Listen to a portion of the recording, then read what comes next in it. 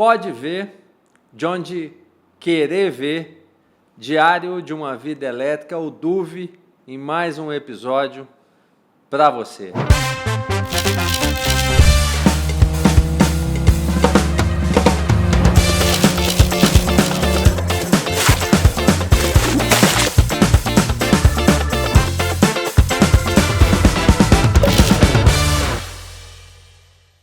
E eu tenho a satisfação, mais uma vez, de ter aqui no estúdio da Fontana Filmes, em Campinas, um bom convidado, um bom amigo para mais uma boa conversa. Eu tenho comigo aqui hoje Sérgio Jacobsen, CEO da Micropower. A gente tenta acelerar, né, Sérgio? Mas não dá, né? Você vê que a fala... Tem que... Muito obrigado por ter vindo, contar a tua história. Eu que agradeço, Crispim. Prazer estar aqui, privilégio poder conversar com você aqui. Conosco, vamos lá, com a nossa audiência. É uma história muito interessante. A gente fez um making-off ali, conversou, contou um pouquinho da vida do Sérgio, que é paulistano, né? Exatamente, paulistano. Nascido e criado. Nascido, criado. Mas o final de semana era em Indaiatuba, né? Sim, contou, sim. Né? Não, sempre vi. Sempre, a parte, o momento livre sempre foi aqui no interior. Sempre no interior. Aqui do lado, inclusive. Eu não te perguntei, então aproveitando que a gente está gravando já, o Sérgio gosta de futebol? Torce para algum time? Incrível que pareça, eu não sei nada de futebol. Que coisa boa, né? Não sei não nada sofre, né? de time. Cada hora eu falo que eu torço para um time.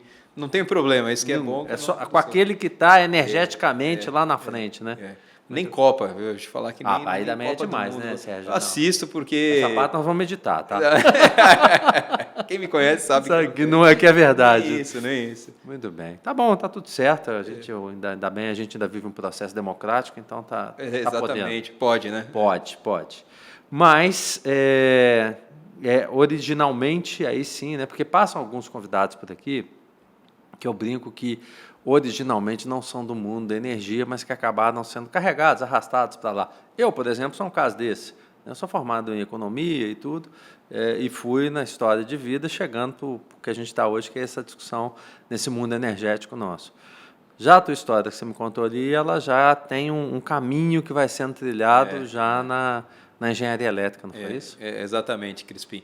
Eu brinco, eu falo, já conheço o setor elétrico desde de criancinha, né? Desde que eu me conheço por gente, eu sei do setor elétrico, conheço as empresas, né? Eu via lá a agenda de uma empresa, o chaveiro de outra em casa, né? Brincando, mas meu pai era do setor elétrico, né? Então ele já passou por onde? O pai passou por onde? Ele era da Eletropaulo, né? Que cuidava da distribuição lá em São Paulo, né? Depois do processo de privatização, de cisão da empresa, ele foi para EPTE, que depois acabou virando a CETEP, que hoje é a ISA-CETEP, né? Então, ou seja, o DNA já estava ali. Sim. Eu tive uma influência forte ali na decisão. Mas você escolheu a engenharia elétrica, mas tinha uma dúvida, não tem um negócio desse aí que você me contou? Tinha. Então, assim, na faculdade, para mim, fiz a engenharia, porque eu gostava, sempre exata, sempre foi meu mundo, né? Certo. Mas a escolha era engenharia, mas sempre pensando em banco, né? Minha ideia era carreira. Ganhar dinheiro. Era ganhar dinheiro. No banco eu vou ganhar dinheiro. Eu estava lá em vários processos. Meu pai, poxa, olha lá, olha algumas empresas, olha as principais, né? E entre as que ele falava, vai lá na Siemens, é uma empresa boa, todos os meus amigos lá fizeram boas carreiras, né? E que eu estava te falando, né? Eu quando eu fiz todos os processos, estava nos bancos lá, empenhado a ir para um banco mesmo. E quando eu fui na Siemens fazer o meu processo seletivo, eu falei, poxa, esse é o meu lugar, a fábrica, tudo aquilo lá, né? Construindo coisas, né? Fazendo, né? Fabricando, criando, aquilo ali é diferente, né? Que você mexer só com dinheiro, ali você tem um propósito também. Então, o pai estava certo? Estava certo. Como é que teu pai chama? Ricardo. Ricardo? Ricardo. Outra coincidência, meu pai é Ricardo também. Então aí, seu Ricardo, aí, o senhor tinha razão, depois assista isso aí, ó. Depois de muitos anos, talvez já tenha reconhecido antes, né? Já. O pai tinha Não, logo na sequência já conheci. Opa, você estava certo, é do mundo. E a gente ficou um bom tempo ali, enquanto ele não tinha aposentado ainda, e trabalhando, eu já no setor elétrico, ele também, então assim, às vezes até se encontrava pelo próprio setor. Você contou isso ali também, né? Que você tem um irmão Sim, e sim. que ele não teve, esse não teve alternativa, né? Esse também não, ele já Esse, estava já esse foi encaminhado ali. esse teve que ir para o setor elétrico, né? Família inteira do setor elétrico, Então, né, eu falo, né? É minha almoço de domingo. almoço de domingo, acabava o assunto era trabalho, setor, como é que estão as coisas e acabava sendo assim, porque não, meu irmão, ele é advogado, né? Ele não é engenheiro, mas foi para o setor elétrico e a empresa na qual ele trabalhava acabou sendo adquirida pela própria Siemens. Então, passamos a trabalhar até na mesma empresa por coincidência. E no final, ele se casou com alguém do setor elétrico, eu também. Então, o almoço de domingo virou realmente setor elétrico. Era reunião, né? Só minha mãe, coitada, que não certo. estava. Mas até ela já conhecia, sabe? Até ela já opinava, né? Já opinava, já. Certo. Ô Sérgio, então a vida elétrica, profissionalmente falando, começa ali nesse momento de Siemens, né? Esse momento que você encontra a Siemens. E em que momento você estava da formação? Ou seja, imagino que você ainda estava estudando. Sim, sim. E foi estagiar, né? Entrei ali como estagiário. Entrei como estagiário em 2001 de engenharia elétrica. Entrei ali na área de proteção e controle, né? Os relés digitais. Era algo novo naquela época, então sendo uma transição do relé analógico para o digital. Então, já era um negócio que ninguém via na faculdade, era já sobre tecnologia. Eu sempre estive no setor elétrico, né? Carreira inteira, esses 25 anos, e sempre ligado à tecnologia de alguma forma, né? Então, ali já começou essa minha história com a tecnologia, trazendo essas tecnologias de fora para cá, para o Brasil. Então, aquilo ali era muito bom, era muito legal você ver o seu resultado, né? E tinha um resultado significativo nas instalações elétricas, em ganho de segurança, em ganho de automação. Então, ali já comecei a realmente apaixonar pelo negócio. A Siemens, naquela oportunidade, nós estamos aqui falando de 2001, que você está comentando, né? Que é o momento que você entra. Só para a gente situar o nosso telespectador, eu não sei nem se chama assim mais, depois vou dar uma consultada, mas eu me permito a isso. O nosso telespectador, a gente está falando de uma Siemens que estava em São Paulo ainda, certo? Exatamente, era a antiga fábrica da Lapa, ficava ali na Marginal Tietê. Era uma fábrica ali de 160 mil metros quadrados no centro de São Paulo, né? Ali foram fabricadas as turbinas de Itaipu. É mesmo? As turbinas de Itaipu foram feitas ali num dos prédios. O Itaipu são 20 turbinas, né? As 20? 20. Não, a parte foi da Siemens, a outra parte era de um outro. Mas as que funcionavam melhor da Siemens. Exatamente. Tá certo. Exatamente. Mas foi ali, para você ter uma ideia do tamanho da fábrica no centro de São Paulo, né? Uma turbina de Itaipu, eles tinham uma foto lá na fábrica em que tinha uma orquestra inteira dentro da turbina. É mesmo? Você tem uma ideia do tamanho daquela turbina, né? Cada turbina, isso eu me lembro, cada turbina de Itaipu, ela tem a capacidade de gerar 700, ela tem uma potência, melhor dizendo, de 700 megas, né? Exatamente. É turbina, hein? É coisa. Incrível. E depois lá foram feitas as turbinas de 3 gargantas, na China. Naquela mesma fábrica. Você está brincando? Foi maior ainda. Dizer que nós fizemos... Olha isso, está vendo? Gente, é por isso que eu falo com vocês, está vendo? Eu até segurar o ímpeto aqui, porque senão cada pouco, enquanto você fala, você grita no telefone. Mas alguém tinha ideia, tirando o Sérgio, quem fez a turbina, e quem noticiou na época, que as turbinas de 3 gargantas, então, foram fabricadas no Brasil? Na fábrica da Lapa. Começaram ali, acho que algumas foram depois lá para o Jaraguá, mas as primeiras foram todas na Lapa. Incrível isso, incrível isso. Por isso que eu falo que vocês não podem perder esses podcasts nossos aqui do Diário de uma Vida Elétrica. Então, eu vou pedir até licença ao nosso entrevistado aqui, inclusive para agradecer aos nossos patrocinadores que permitem com que a gente tenha essas conversas que a gente está tendo aqui agora. Queria agradecer à Automa, que é uma empresa referência em monitoramento de usinas fotovoltaicas, eólicas, PCHs, e com muita solução hoje para esse tipo de circunstância que a gente tem visto cada vez mais. Quem entendeu o que está acontecendo na geração de energia, a Automa está o QR Code aqui na tela para que você possa entender um pouco mais. Agradecer também a EMAI, Empresa Metropolitana de Águas e Energia, a EMAI que está vindo cada vez mais forte né, é secular, uma empresa de mais de 100 anos, já no setor elétrico brasileiro, mas vindo também com novas soluções, posicionamentos sobre essa questão da energia e da geração no Brasil, o QR Code da EMAI aqui. Agradecer a TÜV Rheinland, também uma empresa mais que secular, 150 anos, global, com soluções para consultorias e outros temas relacionados à gestão de empresas e de negócios também na área de energia, pode ser também no setor fotovoltaico, eólico, enfim. Então, TÜV Rheinland também aí, QR Code aqui na tela. E, por fim, TTS Energia, uma empresa que faz usinas na mini geração e também na geração centralizada, um EPCista de renome com mais de 100 megas hoje, também já instalados, está aqui no QR Code. Cada uma dessas empresas, obrigado, e se vocês quiserem saber mais sobre elas, acessem a informação que está aqui na página.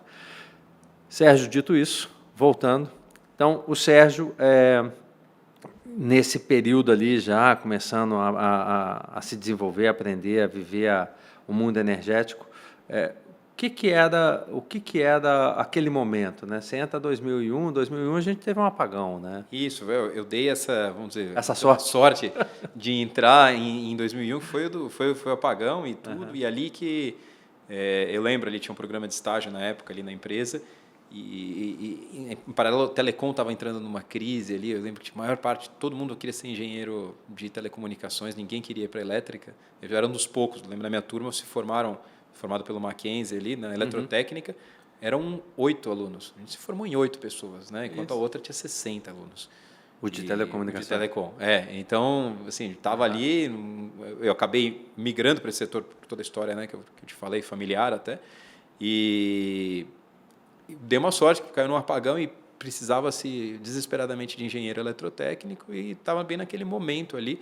E para mim foi ótimo, porque foi uma transição, né, do setor, já foi um momento ali que começou o Mercado Livre, estava tudo mudando ali do setor e crescendo, e muito investimento, né? Acabou trazendo muito desenvolvimento para o setor. Então foi muito legal a automação, entrada de automação, porque foi um raio, né? Não sei se você lembra. Sim. Lá, né?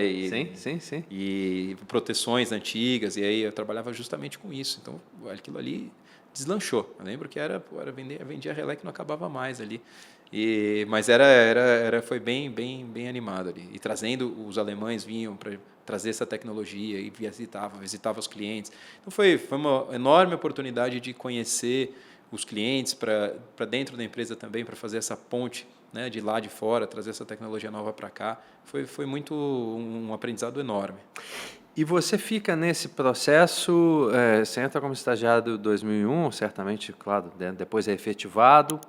E em que momento há uma transição? Assim, foram 22 anos? 22 anos, né? Ok, vamos contar um pouquinho desses 22, mas esse primeiro processo aí, em que momento o Sérgio deixa de estar tão técnico, ou mais técnico, né, no trabalho em si, e vai migrando para outras áreas ou outros negócios? Como é que foi isso? A primeira posição, um marco ali na carreira, foi em 2007, né, que eu peguei a primeira posição gerencial. Essa mesma área onde eu entrei, circulei por outras áreas ali, sempre acabei ficando 3 anos, 4 anos na mesma posição, mas voltei para essa mesma área como gerente. Então, foi minha primeira posição ali de liderança, né? Então, em 2007, olhando para trás. Então, foi o primeiro passo, mas depois de lá foram diversas posições, né? E esse negócio é interessante, né, Sérgio? Quando você tem o técnico, ou seja, o conhecimento técnico, e vai para o comercial, né? Faz muita diferença, não faz? Faz total. O setor elétrico, ele é um setor bastante técnico e sofisticado e complicado, sim, né? Sim. Então ele precisa de um background técnico. Sim. Então, esse background técnico que eu tenho, ele me ajudou muito. Eu sou interessado, eu gosto da parte técnica, eu gosto de entender, de estudar. Então isso me ajuda até hoje. E você se sentiu confortável quando você foi? Você falou, cara, isso tem a ver comigo? Quando você foi para o comercial? Sim. Eu sempre, de alguma forma, estava ali próximo do comercial, né? É técnico, mas sempre com cliente. Eu sempre tive essa interface. Então, eu gosto. Aí você foi vender, você foi gerenciar a venda. Gerenciar vendedores, né? Eu estava muito no vendedor e depois fui gerenciar os vendedores. E já 6 anos de empresa, já estava familiarizado, já entendia como é que pensava. Conhecia as pessoas do setor elétrico, né? O meu pai, sendo do setor elétrico, foi uma ajuda, porque muita gente já conhecia ele. Então, você falava o seu sobrenome, todo mundo já, você é parente do Ricardo e tudo. Então, sempre tinha uma conexão ali. Então, assim, posso dizer que foi até facilitada essa minha entrada aí. E por estar sempre fora, eu gosto de estar fora. Não sou alguém de ficar dentro do escritório, de ficar fazendo o trabalho mais interno. Eu gosto de estar na rua, estar no cliente, entender o que está acontecendo. Essa parte é a parte que me interessa. E principalmente o nosso lado, que é regulatório, é muito falar com um, com o outro. Isso eu gosto muito, já gostava de lá, né? Então, essa transição para mim foi ótima, né? E quanto tempo nessa função, nesse trabalho, até que vem uma outra mudança? Eu fiquei uns 3 anos nessa posição, até mais ou menos 2010. Né? Acho que foi 2010, mais ou menos. Na época, meu chefe, lá teu xará, o Guilherme. Gente boa. Gente boa. Boníssimo. Aliás, Guilherme o quê? Guilherme Mendonça. Guilherme Mendonça, para marcar ele aqui, para não esquecer dele. Não, o Guilherme me chamou e falou, olha, tem um negócio aí que chama Smart Grid. Você quer tocar o que é Smart Grid?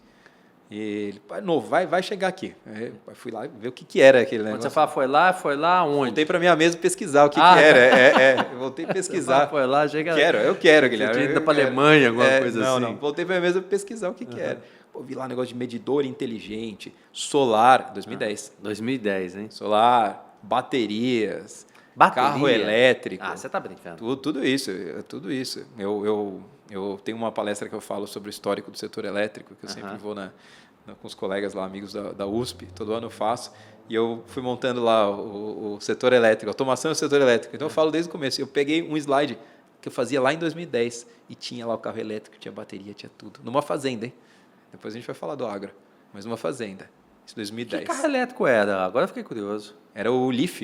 O primeiro que eu fiz o Nissan Leaf lá. Fiz um test drive nele e tudo. Cara, devia ser um negócio de outro planeta, né? É o carro voador hoje, quase, né? Carro hoje tem, mas já viu? Não. Mas super animal. E fui para a Alemanha. Depois eu fui para lá para entender o que estava tirando várias conferências e tudo. Super animado com aquilo. Poxa, no Brasil... Isso vai acontecer? Vai acontecer. E saí lá, já tinha uma equipe formada com algumas pessoas, já estava tudo já encaminhado lá onde eu estava. Fui para essa, eu sozinho e mais um cara, vamos fazer esse Smart Grid. Comecei a rodar nos clientes, tá aqui, isso aqui tudo que a gente faz. O cliente olhava e falava, puxa, mas isso aí você tá muito lá no futuro. A gente está aqui andando em estrada de chão, você está querendo andar de Ferrari. Não dá, volta atrás e tudo. E todos os clientes assim, né? Mas quem que é do... Assim, hoje é mais fácil a gente entender, né, Sérgio? Assim, mas naquela época, quem que era? Você estava olhando para quê? Quem que é do público? Que problema, que dor que resolvia? Que problema que resolvia naquela época? Era concessionária, né? O cliente era concessionária de energia. Distribuidor de energia. Principalmente a distribuidora. E qual era a dor? A primeira era você automatizar a medição. A medição era manual, né? Até hoje. Sim, né? muito. Ainda manual. Tem. Ainda você já tem, né? Não, grande parte hoje, a parte do grupo A, toda a parte dos maiores clientes já está toda automatizada. Mas o B, baixa tensão, ainda o cara vai lá ver o que deu no relógio, não é isso? Tem leiturista ainda. Estamos falando aqui em Campinas, ou seja, aqui em casa, então, alguém... Aqui em Campinas está bem avançado, tá? A CPFL avançou muito nisso aqui. O projeto aqui eu comecei lá atrás, mas avançou muito. A CPFL está super avançada, mas assim, tem leiturista de monte ainda. Isso não... Brasil afora ainda? Sim, todo lado. E aí... No grupo B, nos menores, né? Só que naquela época, lá fora, os caras já estavam automatizando tudo. Sim. Já era. E vamos dizer, a grande economia era tirar o leiturista. Que leiturista lá é caro, aqui é barato. Sim. Né? Você vai descobrindo isso. Pô, geração de energia solar em 2010. Lá já estava deslanchando. Aqui não. Mas gerar solar, não tem porquê. A gente tem hidrelétrica. Sim. Vamos fazer solar. Né? Que coisa, hein? E era essa a minha luta. A gente vai ficando frustrado e fui descobrindo que a inteligência, né, a tecnologia empregada à rede elétrica aqui, resolveria um problema, que era o furto de energia. que era o maior problema, até hoje um dos maiores problemas de furto. Que é um dos grandes preconceitos com o gato, né? A história do gato já não é fácil, né? Se você pegar nas histórias infantis, o gato sempre é o maldoso, ou é o Garfield, que é preguiçoso e tudo mais. E aí, quando tem o furto de energia, é o gato. Eu nunca tinha pensado por essa Não dá, rapaz. O cara, a luta do gato não é fácil. E era o gato. O Smart Grid no Brasil, naquela época, até hoje bastante, é reduzir furto.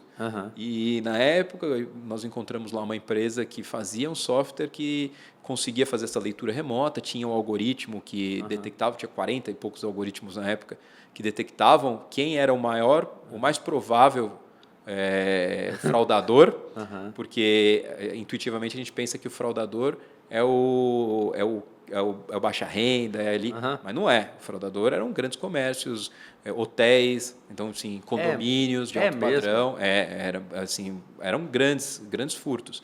E bem sofisticados os gatos, tá? Tinha gato que estava dentro do muro, o cara abria e fechava o gato. Era um persa, então. Era um gato persa ali, abria e fechava com controle remoto de portão. É impressionante a sofisticação. E aí e esse equipamento então identificava que o medidor era uma parte, era o sensor ali, mas a inteligência mesmo estava no software.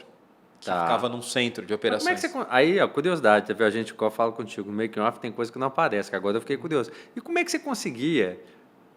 Tudo bem que é um direito da concessionária ir lá e colocar você não pode negar, né? Você não pode negar que não quero que você coloque o medidor, já que o medidor é dela, ela que está fornecendo, ela faz o que ela quiser. Exatamente. Então era assim, era dessa maneira. Era assim, detectava e era muito... Porque antes você tinha que fazer a inspeção aleatória.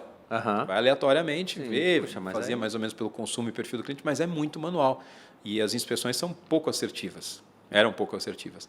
Na hora que você traz a inteligência, as inspeções eram quase 100% assertivas. Você ia já aonde você sabia, você via online. Né? E esse momento é aquele ponto que você vai...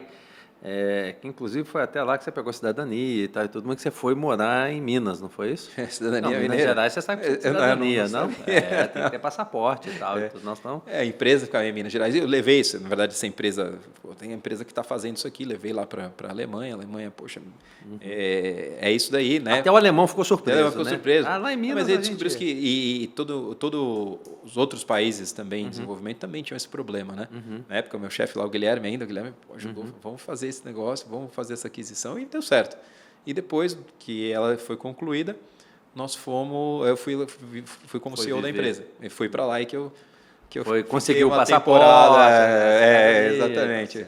Já virei cidadão, né? Cidadão mineiro. Então, ou seja, esse momento teu na Siemens, na verdade, ele é um Siemens, mas aonde você vai... a Siemens compra, como é que chamava a empresa? Synergy. Ela adquire a Synergy, você participa desse processo, certo? Sim, desde o comecinho lá. E também, aí você me comentou ali, eu achei interessante, que foi também uma experiência de mesclar culturas organizacionais. Né? Você pega uma Siemens alemã desse tamanho, né? Para quem não está nos vendo, está nos ouvindo no Spotify, esse tamanho, eu abri os braços aqui, né? Que é grande. Uma empresa que, claro, ainda que ela tivesse qualquer tamanho, era menor do que a Siemens. Era um conglomerado. Você vai pegar uma empresa que era familiar ali, de 40 pessoas, e colocar num conglomerado no Brasil, aqui na época, acho que deviam ter 8 mil funcionários. Imagina isso. É muito grande, então você tem que preservar. Uma grande missão que eu fui lá era preservar a cultura, de preservar as pessoas. E a gente está falando de um negócio que tem muito a ver com inteligência, né? Com conhecimento. Não é produto, Totalmente. né? Não era produto, né? Produto você replica, né? Você tinha que manter as pessoas ali para aquilo ali dar certo. Né? Era software ali, foi desenvolvimento de software. Era sobre isso, era preservar aquelas pessoas que conheciam muito o setor elétrico, de regras. Então tem toda essa parte da complexidade. Essas pessoas ainda estão lá? Agora estão é curiosidade. Estão lá. Isso acabou virando um centro de pesquisa e desenvolvimento de software, né, da Siemens, e cresceu a partir dali. Então até hoje estão lá os colegas lá. Faz tempo que não falo com eles, mas eu ouço falar bastante deles. Você sabe que não pode ficar muito tempo sem Minas, porque perde, né? Cai, né? Cai a cidadania. 2 anos, entrar, bate carinho. Não, eu vou lá, passa com certa frequência. Aí aproveita, você falou que morou perto do Mercado Central. Sim. Compra um queijo, esse negócio todo. No bar ali, tem os barzinhos, copinho de cerveja ali, os americanos. Tem que estar ali. Tá, depois a gente edita essa parte para não ficar um negócio muito exposto. Sérgio, volta para... Eu ia dizer volta para São Paulo, mas na verdade volta para Jundiaí, né? Que aí a Siemens também já tinha saído de São Paulo, estava em Jundiaí. E novos desafios, né? Voltei fiz a integração, na verdade, todas as outras áreas, mas essa área do desenvolvimento de software foi mantida lá até hoje lá em Minas Gerais. E voltei para cuidar da área de service, mas aí já era um pouco diferente, já era uma service que era construção de subestação, já era um serviço mais pesado mesmo.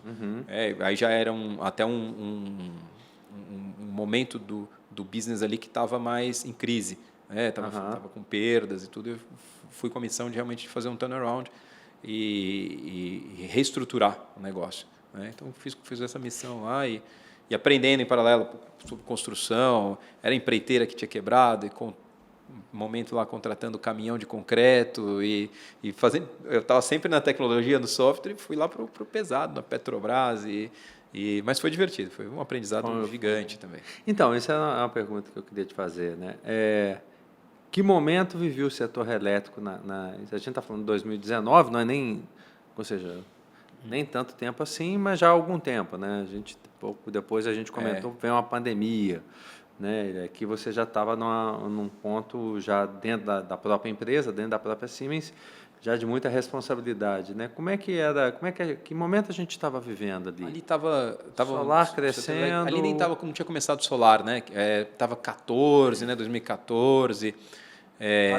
Um pouquinho antes, está certo, você tem razão. Estava ali um pouco antes da 579, né? A 579 que foi em 2016, né? Teve aquela medida provisória. Sim. O setor elétrico sofreu demais, né? Eu estava numa outra função, né? Ideia boa. Eu fui numa outra função, mas era assim, depois posso falar dele, mas estava ali pré-MP 579 e estava sofrendo um pouco porque estava tendo era Lava Jato e as grandes empreiteiras, as grandes obras todas parando, então foi um momento ali bem complicado. E para um negócio, né, o negócio naquele momento da empresa, tudo de infra, né? Exatamente. Infra pesada. Né? Tinha muito projeto grande acontecendo em paralelo. E de repente para. E de repente eles param, então como que você vai lidar com isso daqui, como vai desmobiliza. Tinha uma briga grande de claims, pleito para cá, para lá, foi duro, mas vou dizer, um grande aprendizado também. Né? Sim. E aí em abril de 19, aí sim, acho que você vai para a função de CEO, nessa parte da Smart Infrastructure, né, na Siemens. Isso. Como é que foi isso? E o que era isso? Era a área de... Eu volto um pouco para a área de inteligência, né, ali, né, de chamava Smart Infrastructure, né? Até hoje chama Smart Infrastructure, que eram cidades inteligentes. Vamos dizer, o Smart Grid era um pedaço do Smart Infrastructure. Essa era uma divisão, essa divisão já englobava mais áreas, englobava a parte de automação predial, já toda a parte de baixa tensão, de distribuição de energia. Né? Então, vamos dizer, tudo de energia e automação que está dentro da cidade. Né? Então, interface muita eficiência energética. Eficiência energética, o carregador do veículo elétrico, que aí em 2019 já estava, 18, 19, já estava começando a ter alguma introdução de veículos híbridos. São Paulo já tinha 4. Já tinha 4, exatamente. Mas 19, 20 já estava começando. Não, ali, tudo já bem, tinha, a gente está brincando aqui, mas eu acho interessante, porque hoje é normal, ou é mais normal, né? Você anda aqui pela rua do condomínio, você já vê mais, né? O negócio não é que você para e fica olhando. Mas eu fico imaginando 19 não era ainda, já né? Você estava melhor que 2010 já, então já falava, já tinha com quem falar. Doido. Sim. O pessoal já estava trazendo os carros, né? Antes não tinha nem carro. Sim. Então já estava Ou seja, sinalizava que isso ia chegar. Sinalizava que ia chegar.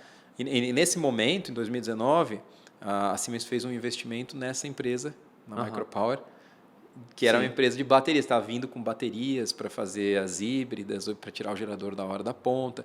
Né? Então, lá do comecinho dessa minha função lá como Smart Infrastructure, já tinha essa conversa da bateria.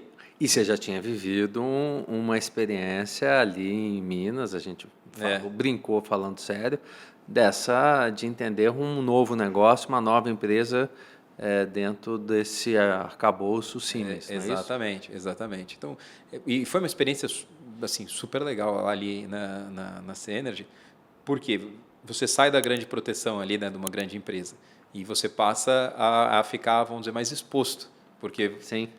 quando você está acostumado numa grande empresa, você passa no telefone, você tem um advogado tributário, um advogado societário, você tem tudo ali na empresa, né? Toda a infraestrutura que você possa imaginar. Sim. Só que na hora caixa, né? O negócio Sim. nem Nome, você não precisa nem ter caixa, você tem crédito.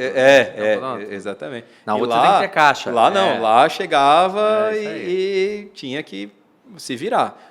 Né? Precisar de aporte, e já mudou um pouco. Né? Foi uma experiência que foi assim, super complementar ao que eu já tinha de parte de processos, de estrutura que você ganha numa grande empresa também. Né? Então, e aí você fala entrando já um pouco aí nesse tema micropower, né? Que aí acho que é o ponto atual, né? Ou essa transição.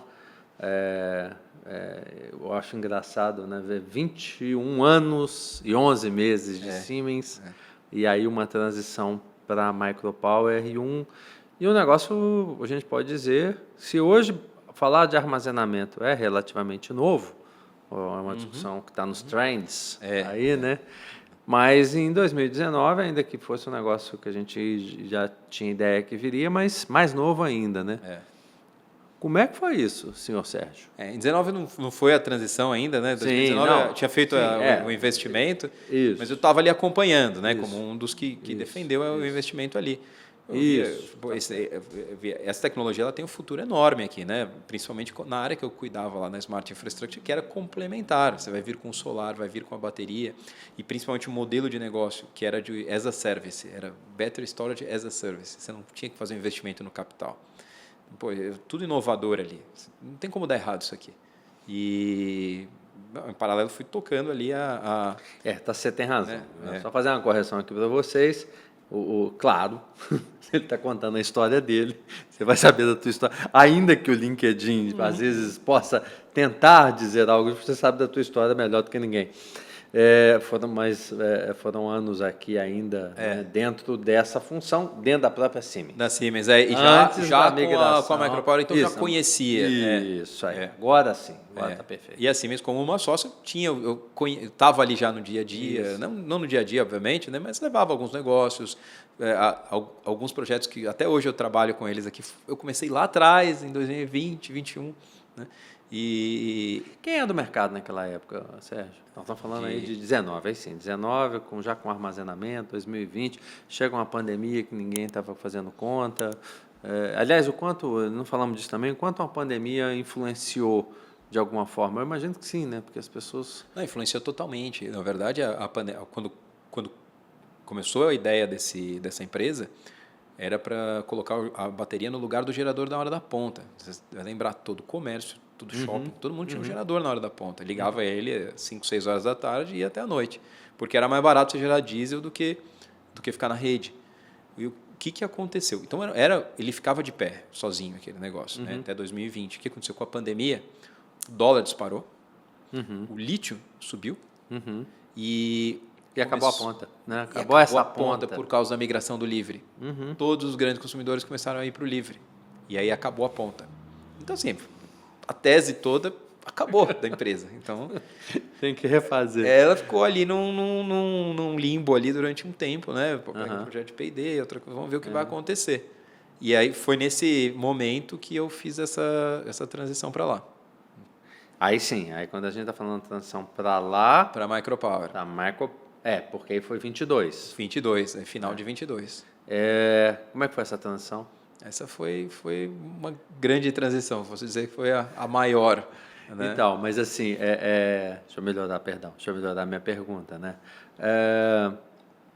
O que te levou, melhorando de fato o meu ponto, o que te levou a sair de uma empresa global, estamos falando de uma Siemens, 22 anos de Siemens, com todo respeito à zona de conforto, mas uma zona de conforto bem razoável. Sim, sim. Uma história, uma carreira construída ali dentro. E, de repente, você vai apostar num negócio novo. Ainda, a gente está falando novo hoje, é novo na época. O que fez o Sérgio fazer esse movimento? Foi uma conjunção de fatores, né? É o que você falou da zona de conforto, extremamente, tá? Como vice-presidente de uma empresa como a Siemens, né? Com tudo ali, né? Eu até lembro, até hoje, o tamanho da minha sala lá é metade da empresa. Para retratar bem, né? Retratar bem. Eu saí ali que toda aquela estrutura, você tinha, era secretária, um andar ali que tinha uma frente ali que era só área de suporte sua. E eu chego numa empresa que é menor, eu sento na mesão, mas assim, é vamos dizer, uma mudança de direção, né, de direcionamento. O que acontece? Ali, como você falou, né, estava numa zona de conforto, obviamente poderia ter seguido ali, né, eu acho que era um caminho também, né, não demérito a esse, e só tenho a agradecer, né, tudo que eu aprendi ali. Mas surgiu essa oportunidade, né, foi algo que o CEO, um dos fundadores, que era americano, estava saindo, ele falou, olha, é difícil para um gringo tocar uma empresa no Brasil, né, é complicado. Como eu acho que foi exagero dele, né? Não, tranquilo. O cara que vem de fora tocar uma empresa aqui no Brasil. Eu brincava para ele, falou assim, Brasil não é para amadores, né? Brasil é aquela história. Né? E o cara falava, olha, você tem razão, esse negócio aqui não é brincadeira. E ele falou... Eu acho que a gente faz de propósito. Porque fecha o mercado, né? Só a gente um consegue protecionismo inconsciente. Mais ou menos isso. Se começar a facilitar demais, a gente fala, opa, pera. Exato. Quando ele me falou isso daqui, eu falei, olha, isso me interessa bastante ir para lá, porque já é uma empresa que eu acredito, né? Uma tecnologia, é um negócio como um todo, né? Que é promissor, tem todo o potencial. E desde 2019, continuo convicto disso, que é o futuro do setor elétrico, é distribuído e é com um armazenamento. E eu falei, não, é uma oportunidade que eu gostaria de encarar, até porque eu vou ter outras perspectivas como profissional que eu não vou ter aqui. Né? Hoje eu vou responder para um board.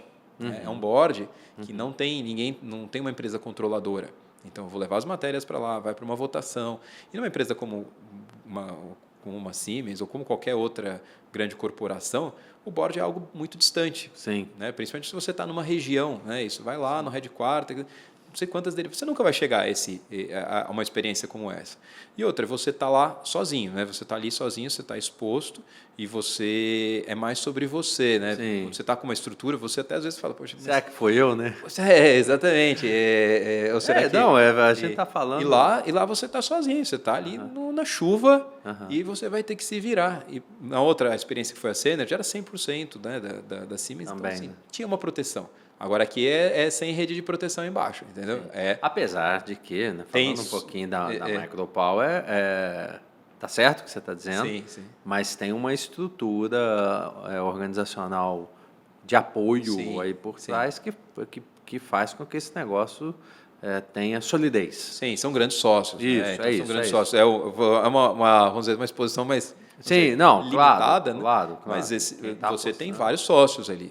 Tem um ambiente que, como profissional, acaba se desenvolvendo outras competências ali, até de como você lidar com um board, a parte de governança, um lado que eu lembro no começo da ida para a Micropower foi o caixa, o controle de caixa, porque quando você está numa empresa grande, o caixa ele é infinito. Ele é infinito, é uma coisa.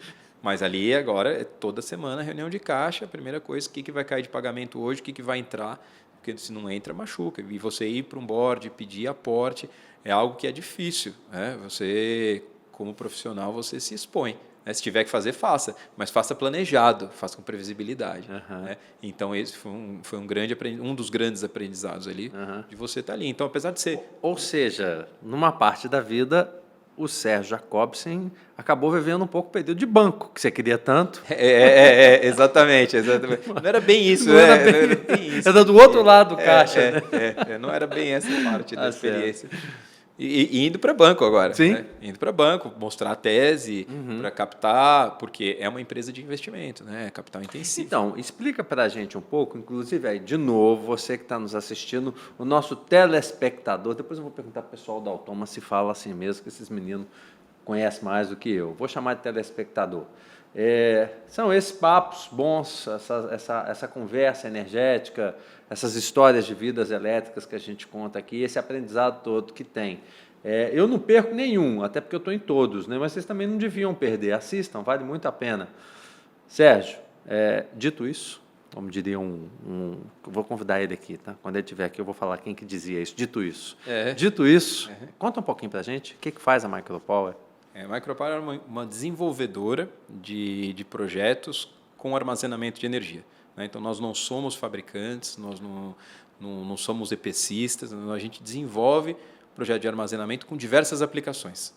Né? Então, pode ser a aplicação da hora da ponta, que eu falei lá do começo, que a gente chama de peak shaving, que é, né, tirar do pico, ou micro-redes para quem não tem rede elétrica, ou para quem tem rede não suficiente. Construir tudo isso, e seja associado a uma solar, seja associado a uma outra fonte de geração, tem um projeto com uma CGH, né, seja com gerador térmico, a diesel, com qualquer outra fonte, né, essa micro-rede, né, que a gente fala, e que é a composição que a gente constrói. Nós construímos esses projetos, fazemos o investimento e operamos ele por 10, 15 anos. Né? Os ativos são da empresa, é um investimento da Micropower. Ou seja, a Micropower investe, ela traz a solução de energia, eu ia falar de armazenamento, mas o armazenamento é caminho, na verdade, né? Porque de energia, vocês operam. Exato. E no final das contas, quem está contratando vocês, na verdade, ele está contratando segurança energética, energia / segurança energética. Ele sabe que não vai faltar. Exatamente. Vai estar energizado. Ou economia. Quando a gente fala de projetos de peak shaving, ele está tirando uma ponta que é cara, então trazendo uma economia sem investimento. Então a gente compartilha, vamos dizer, compartilha essa economia com o cliente. Ou seja, o investimento é teu. O investimento é 100%. É claro que você está olhando, óbvio, o banco de novo, a capacidade de desembolso dele. Exatamente. Que ele consiga honrar aquele contrato. São contratos, são PPAs? São contratos, né? São contratos de aluguel no final, por disponibilidade. Né? Sim, mas eu estou estou supondo aqui, claro, para pagar esse investimento. Calma, não tem almoço grátis. Um período, pelo menos, médio prazo. Exatamente.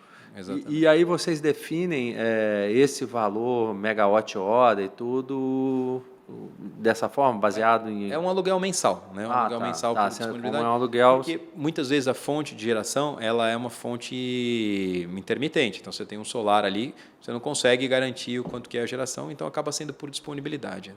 Então tem casos que tem geração, tem casos que é realmente ser tirar da ponta, então armazenar fora da ponta, despachar na ponta, e aí o quilowatt-hora não é a melhor medida de se cobrar. Esse ativo de geração é teu?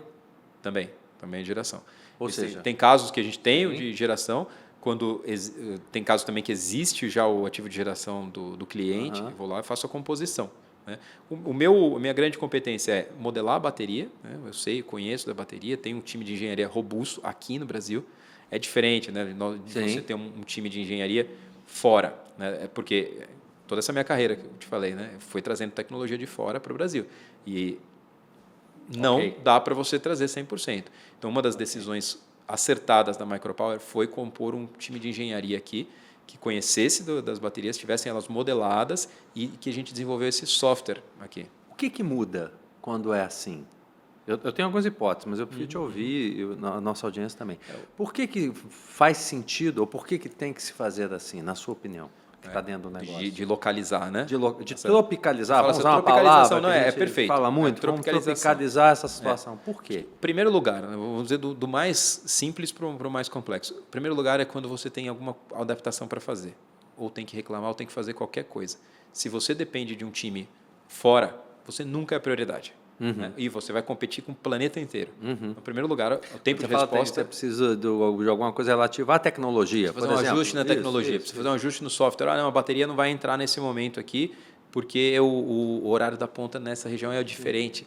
O pessoal está na Europa, 7 horas a mais, sexta-feira. Sexta-feira, é isso, né? véspera de Páscoa, Isso, você não vai achar não, ninguém, não. entendeu? E o cara Ou fica parado. agosto, que é verão, Aham. não acha ninguém Sim, lá. sim. Entendeu? Vai voltar em setembro, você vai achar alguém. Então, não dá para ter essa dependência, até porque... Final de Champions League, esquece, né? Não, a realidade também do setor elétrico é diferente. É diferente. Não dá para você pegar esse lá, que tem tudo subterrâneo, são curtas as distâncias. Você vem para o Brasil, quando você pega um oeste da Bahia, em que você tem alimentadores de 300 quilômetros, você anda dentro de uma fazenda por 40, 50 quilômetros, dentro de uma fazenda. Né? Essa primeira fazenda que nós fizemos no agro, depois posso falar um pouco dela. Titio. São 50 quilômetros de rede elétrica dentro da fazenda, proprietária. Cacau, né? Exatamente. Então é uma realidade diferente, primeiro para transportar para o pessoal entender. Tempo de resposta. E o regulatório, muito você vai pelo regulatório de horário, como é que funciona, como que é o período de medição. Então tem que ter esse conhecimento de regulatório. Para falar com os agentes, falar com os clientes, tentar traduzir isso, colocar num software. Para mandar. Né? Para mandar. Tá Então, é toda uma complexidade. Então, tropicalização é fundamental. E eu vejo outras empresas que tentaram entrar nesse mercado também, sofrendo muito com isso. Não sofre. Você falou 7 horas aqui, pertinho, quando está na Alemanha, Europa ali, né? 5 horas.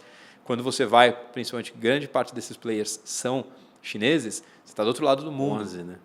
Você está do outro lado do mundo. Então, não, aí complica muito mais ainda. O idioma, complica o fuso horário. Sim. Então, ter um time local é fundamental. Cultura também, né? Cultura, tudo. Isso aí. E Sérgio, ainda dentro desse contexto aí da Micropower, então vocês podem ter soluções tecnológicas, falando de fornecedores, por exemplo, distintos. Sim. Né? Você vai ter você pode ter agora o fornecedor XPTO ter armazenamento de bateria, falando da bateria mesmo, equipamento bateria, como você pode, num outro projeto, ter um outro, é isso? Isso. Solar, a mesma coisa. Você fez tem uma usina que é com aquele X, eu vou usar o equipamento e tal, e muda. Eu sou agnóstico, eu tenho essa vantagem de ser agnóstico, que eu vou usar a bateria que vai servir melhor ali. Agnóstico é ótimo. Sou agnóstico de tecnologia. Entendi. Obviamente que a gente tem alguns contratos ali para não abrir tanto o leque, senão tem que fazer manutenção em 15 fabricantes, né? Não dá. Sem dúvida. Fico com o ativo 10 anos, então tem que se preocupar em manter eles, né? Sim, tem que olhar também se esse fornecedor vai ficar vivo nesses 10 anos. Principalmente isso. Então, a empresa começou com Tesla. Hoje, a maior parte dos nossos projetos são baterias da Tesla. Sim. Então, o maior projeto hoje é o da Vale, está lá há 2 anos, né, rodando assim, sem... Onde? Que usina anda, Vale? Está num porto, Mangaratiba. No Rio de Janeiro. Num porto onde escoa o minério de ferro que vem de Minas. Né? Sim. Vai lá para os navios. Então, são 10 megawatt-hora de bateria. São 4... Porque não pode parar. Não pode parar um carregamento. Não pode parar. Lá é na hora da ponta. Lá a gente tira, né, reduz a importação da rede na hora da ponta, a bateria descarrega e pela economia, né, desse momento. Depois, quando sai da hora da ponta, a bateria se recarrega quando a TUSD de lá, né, que a tarifa está mais barata. É Mangaratiba ou Itajaí ali? É Mangaratiba. Tá. Mangaratiba. Tem porto, quem tem Itajaí, não, mas acho que é os Minas. Pode ser. Mas tá entendido. E, inclusive, quem é falando ainda um tanto desse mercado, né? E claro, você está dentro dele. O que a gente consegue identificar hoje que é mais rápido para essas soluções? Ou seja, Guilherme, olha, cara, aqui já funciona. Quando eu falo funciona no financeiro, na solução energética, né, de segurança energética, enfim, né, não estamos olhando só que funciona tecnicamente, está já bem encaminhado. Isso. Mas os mercados que vocês estão olhando mais, já é mais rápido a compreensão, o cliente final vai dizer, puxa, isso aqui, claro, me dá isso logo de uma vez. Aonde? Hoje, aonde que fica... Para em pé, o famoso para em pé. Onde que para de pé? Isso. Hoje, onde que para de pé? Mais facilmente que você trouxer para mim um projeto, eu vou falar, nem preciso fazer conta. Sim. É quando você vai substituir o diesel para fazer a geração de energia. Hoje, quem está fazendo geração 100% no diesel é o melhor business case. É onde você vai agregar ali um solar, vai agregar a bateria, né, e pelo menos nas horas solares você vai desligar os geradores. Então, enquanto tem sol, o solar vai gerar energia e a bateria vai trazer a estabilidade. Que uma réplica do que acontece no setor elétrico, né? Você tem uma térmica e tudo. Então, o solar vai gerar, a bateria vai te entregar a energia de forma constante, e gerador econômico é gerador desligado, né? Então, você pode desligar nesses momentos aqui o gerador e não tem zero, você vai ter zero de consumo. E se precisar fazer a carga à noite também, aí o gerador diesel entra e continua, porque o CAPEX da bateria ainda é caro para você segurar uma noite inteira com uma carga. Né? Sim. Mas aí você vai, numa dessa, você já economizou em 80%, principalmente quando você fala de cargas. Hoje a gente está muito no agro, né? Quando você fala de irrigação, que você consegue concentrar de dia, ou majoritariamente de dia. Então, você consegue trazer 70%, 80% de economia no combustível.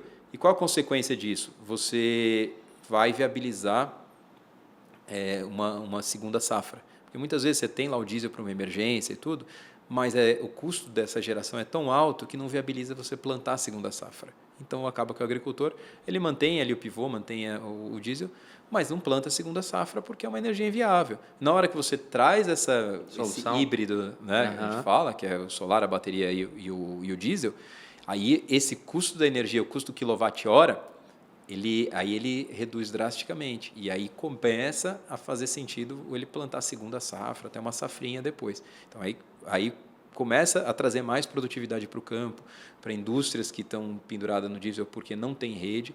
E também, hoje, eu vejo um grande gargalo na rede, né? A própria rede, quando você tem uma demanda limitada, né? Até indústrias que têm uma necessidade de expansão da produção, mas não tem energia disponível. Então, a solução que coloca o solar, coloca a bateria, pelo menos nas horas solares você vai ter um aditivo de demanda. Então, cada vez mais. E esses são os casos que estão ficando de pé mais fácil. E é interessante escutar aí falar sobre essa questão do agro, é quase um casamento perfeito, né, Sérgio? Porque a força, né, o agro é tech, o agro é pop, o agro é tudo, né? Plagiando aí o concorrente nosso, a ousadia, né? O concorrente nosso. Porque isso, né? Um país que, imagina, se você consegue ainda amplificar, dar mais eficiência, você está falando de uma segunda, famosa safrinha, né? Você começa a dar uma segunda safra para muitos, imagina isso, o quanto isso não impacta no PIB do país, né? Exatamente. É uma crescente de resultados, né? Com a mesma área, primeiro que a primeira safra ela já vai ter uma produtividade muito melhor. Primeira safra. Então, inclusive, você já está virando fazendeiro, né? Olha, você já gostaria muito. Chapéu, tem bota. Tenho. Pô, tá certo. Mas perde um rodeio já. Mas próximo é americana, já saiu já as datas. Aqui, né?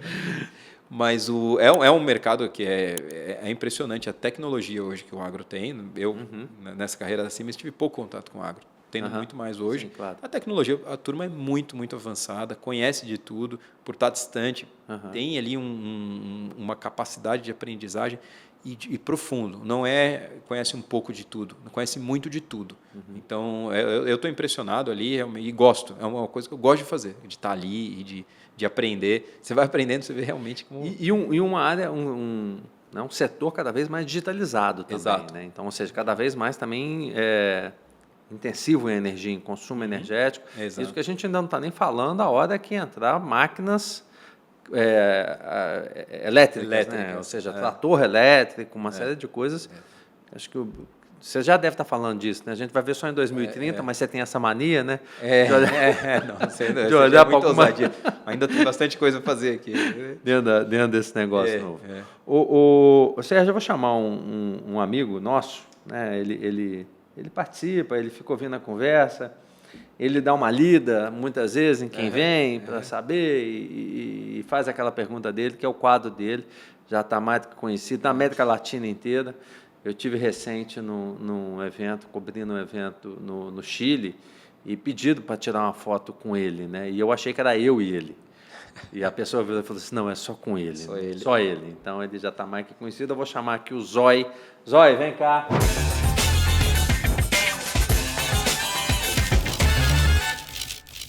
Tá de olho. Mas ele tá de olho sempre, né? Então, assim, mas também, né? 40% é olho, né? Então, por isso Zói, né? A gente, inclusive, é ZOAI, acento no O, I, zói. Em Minas Gerais é muito fácil de entender, mas a gente está levando isso para outras, não só para outros estados do país, mas também para outros países. Zói, queria te perguntar, Sérgio, com tudo isso que você acabou de falar, né?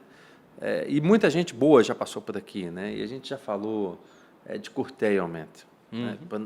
Senão isso aqui não vira podcast, vira Netflix, né? Vira série, né? Mas não vou falar de curtailment aqui, eu vou ficar falando tempo. Aí, isso lá na centralizada, mas se você quiser ir também para o fluxo reverso, também bateria. Bateria resolve tudo isso. Bateria resolve tudo. Então, assim, bateria, né? Outro dia estava aqui embaixo, aqui tem uma Drogasil aqui perto, né? A pessoa estava com uma enxaqueca, eu falei, bateria, porque bateria está resolvendo tudo, né?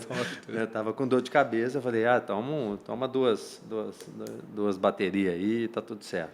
Brincadeiras à parte, com tudo isso, né? Com todas essas soluções, a tecnologia já avançou muito, a gente vê toda hora, assim como foi com o solar, a queda do preço, acho que seria do megawatt-hora ou do quilowatt-hora, enfim, do armazenamento, da solução tecnológica. Pergunta que ele queria te fazer, mas então o que está faltando? O que falta? Para a gente ver, acelerar isso mais. A gente está muito ansioso, pergunta dele, ou de fato falta algumas coisas para que a gente caminhe com isso mais rápido? Só para fechar, eu falei de Chile, né, que ele teve agora lá, fazendo uma cobertura de evento. O Chile, o sentimento que a gente tem é que está muito já à nossa frente. Né? Você já tem regulamentação, já tem projetos maiores e tudo. O que está faltando num país do tamanho do Brasil para que isso aconteça de fato? Não, acho que o Zói fez uma pergunta aqui. Excelente, né? Excelente, traz uma reflexão. Né? Você é boa para tudo, todo mundo está de acordo, todo mundo quer. Por que não acontece? Por que o resto do planeta usa e a gente não usa?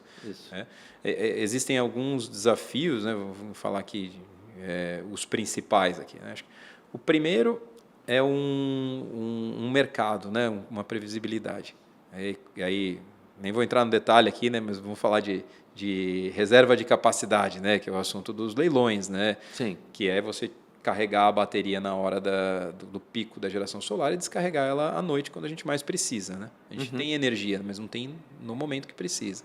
Né? Você pode fazer isso de diversas formas. Pode ser com uma térmica, não é mais eficiente, e pode fazer com a bateria, que é como o resto do planeta usa. Né? Aí a pergunta minha, interrompendo a pergunta, desculpa, de vocês dois. Hoje é mais eficiente o armazenamento do que eu colocar térmica? Sem dúvida. Para essa função. Tá. Para essa função da ponta, né? de auxílio à ponta, que é a rampa da saída das renováveis. Tá? A térmica, não digo que ela não tenha, ela é a solução para quando você precisa de energia, quando você tem um período de seca, quando você precisa por um longo período. A bateria é curto prazo. Ela vai fazer essa rampa. Né? Todos os dias entrar às 5, sair às 8, 9 horas da noite. Entendi. É quando o solar vai embora e todo mundo chega em casa. Então você tem uma coincidência, para de gerar e aumenta a carga. E essa rampa está cada vez maior e está ficando insustentável tecnicamente. Então, e a gente precisa desses leilões de reserva de capacidade que podem ser feitos de diversas formas. Né? Uma delas é a bateria, que é a mais eficiente de forma econômica e técnica. Né? Eu posso comprovar aqui, tem 1000 estudos, mas não é a ideia. Mas isso dá uma sinalização de mercado, dá uma previsibilidade, que vai ter um investimento, e que é um investimento contínuo. Hoje, do jeito que está, a gente vai garimpar business case, vai garimpar business case de microrede, vai garimpar peak shaving. E é um serviço muito, muito complicado, enquanto que a gente precisa muito disso na rede. Então, um leilão ele traria a visibilidade, traria uma previsibilidade que vai possibilitar trazer mercado para cá, trazer fabricação para cá, conteúdo local que a gente tanto fala. Né? E com isso você reduz preço. Então, esse é um grande marco. Né? Vamos dizer, um pontapé inicial. Falta hoje um pontapé inicial, que seria o leilão. Primeiro ponto. Antes de ir para o segundo, ainda nesse ponto. E aí, vai acontecer? Talvez a pergunta porque quem está nos ouvindo deve estar gritando lá, e aí, Sérgio? Porque além de todo esse trabalho na Micropower que você faz, eu sei, você está junto um dos fundadores da Psy. Sim. Né? Marcelo esteve aqui já também, né? Marcelo Rodrigues da UCB e tudo, e a gente vê o trabalho, o Marcos está convidado para vir aqui também, tudo, é o trabalho que vocês fazem. Sai esse leilão? Ele sai, o leilão, ele sai, já foi a consulta pública. São duas dúvidas hoje. quando, né, todo esse adiamento do leilão das térmicas, quanto ele vai impactar ou não deveria, né, porque são duas coisas separadas, e principalmente o quanto de potência que vai ter. Né? A preocupação é que seja uma potência muito pequena e que não seja relevante para mostrar o uso da tecnologia. A gente precisa de uma mínima massa crítica para mostrar com certeza o quão efetiva ela é. Então, pela associação... Porque você pode mascarar, né? Isso pode dar uma informação equivocada, né? Pode dar vira algo experimental. Sim. Não é experimental. A tecnologia não tem dúvida.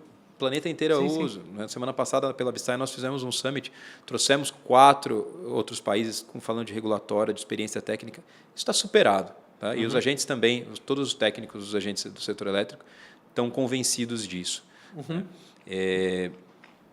Então, eu não vejo isso como uma dificuldade. Né? O leilão ele vai ser esse pontapé. Então, voltando a falar da quantidade. Né? Estava falando da quantidade, que é outra dúvida, que pelos nossos cálculos, pela associação como indústria de armazenamento, a gente vê que 2 gigawatts é um número razoável que vai conseguir mostrar. Né? 2 gigawatts por 4 horas são 8 gigawatt-hora. Né? Sim, que é um número de bateria que é consistente. Sim. Algo assim vai conseguir mostrar. Né? Sim. Parece que Chile tem 3 gigawatt-hora, né? Que é eles têm 3, mas já estão implementando. Sim. Então, olha, é incrível. Bom. E aqui do lado, vizinho, né? Sim. A Argentina fez um leilão agora. Sim, agora de 500 ou 1 giga. É de 500, acho que foi 500, se não me engano. Sim. Foi menos que 1 giga.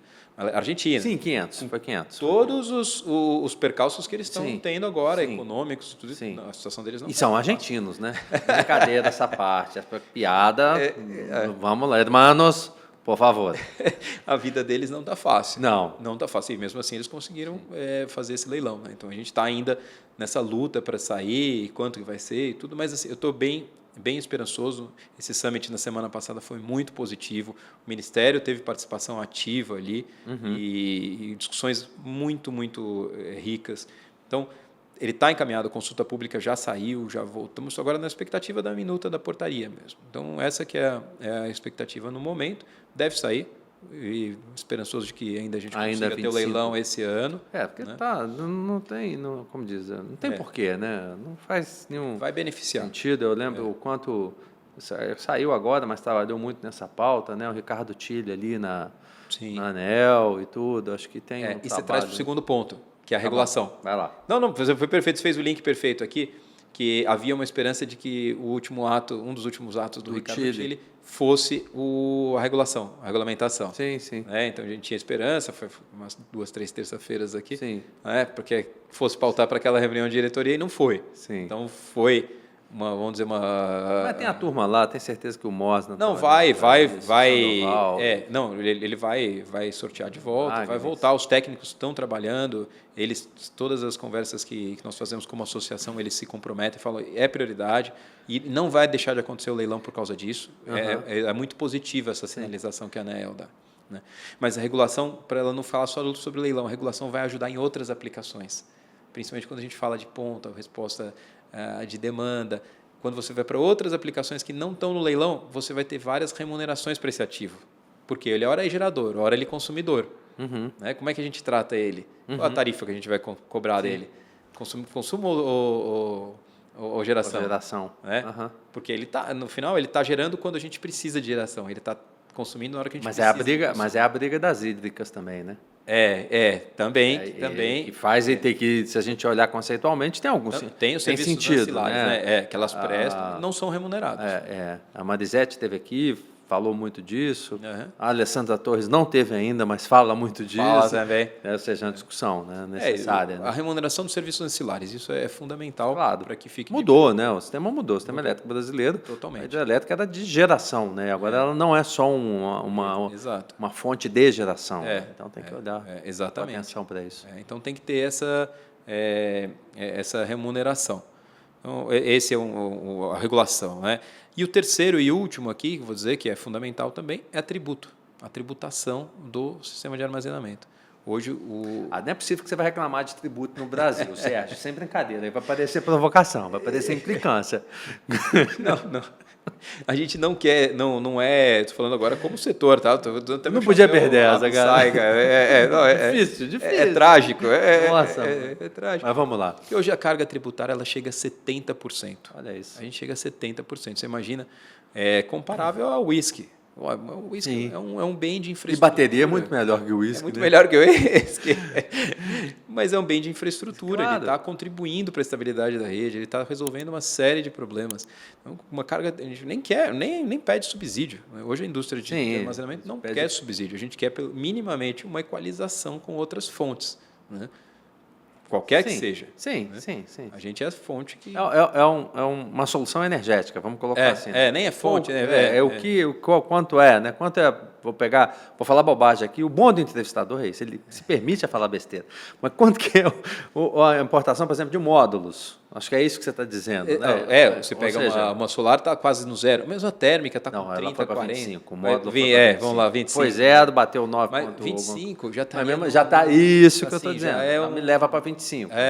Vai me possibilitar muito mais aplicação. E aí, qual é o benefício? Isso vai impactar em algum momento na tarifa. Por quê?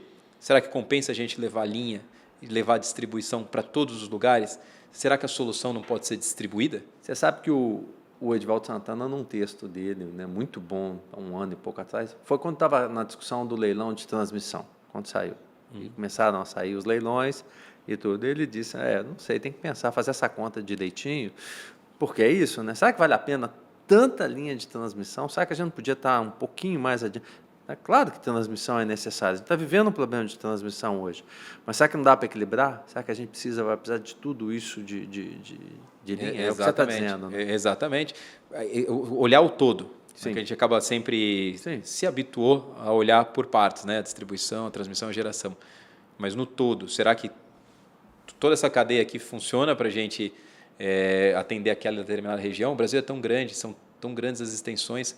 Né? A gente falou aqui um pouco do oeste da Bahia. Será que ali a solução não é local? Sim. Não é distribuída? Sim. Será que não tem um operador, um DSO? As micro-redes, né? Acho que a gente precisava olhar mais, cada vez mais. Amazônia, né? Imagina se a gente for querer colocar linha de transmissão para a Amazônia. Não vai. Não é viável. Tem que olhar de forma mais distribuída.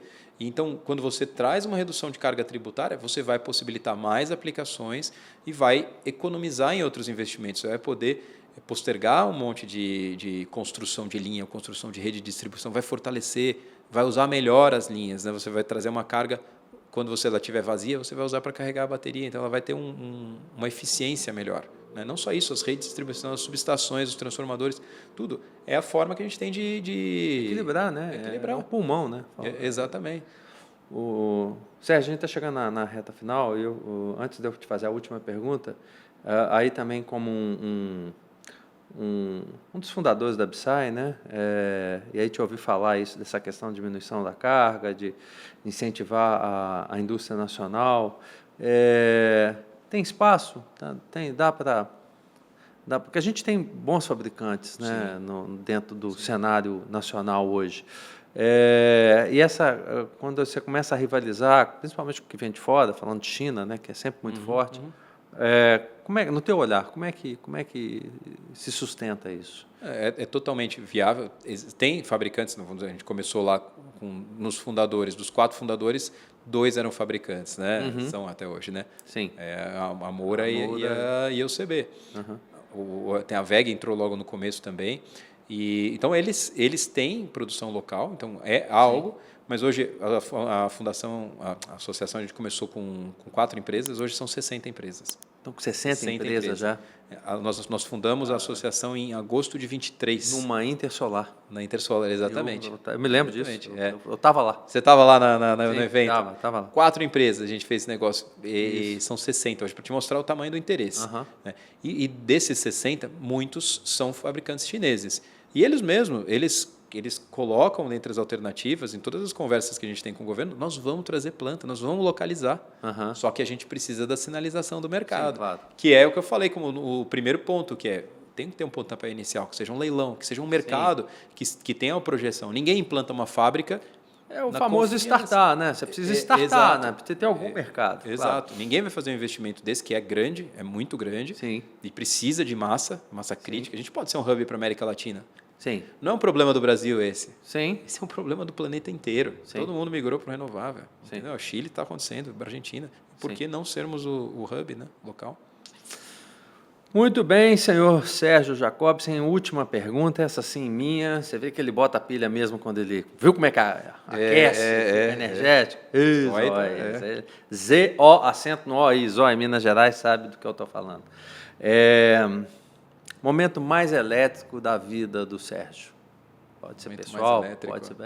o tema é esse. Alguns momentos elétricos, né? Na verdade, sim, tudo elétrico, né? Tudo imagino. Elétrico. Pergunta é mais difícil, né, nesse contexto, mas assim... Vamos falar, um momento, pensar assim, né, em toda essa parte, lado profissional ainda, né, da carreira, foi essa transição agora para a Micropower, sair, né, de 22 anos de carreira, tudo aquilo que eu construí, né? Sim, claro. E fazer uma mudança. Diz que já tinha até plaquinha de patrimônio. Tinha.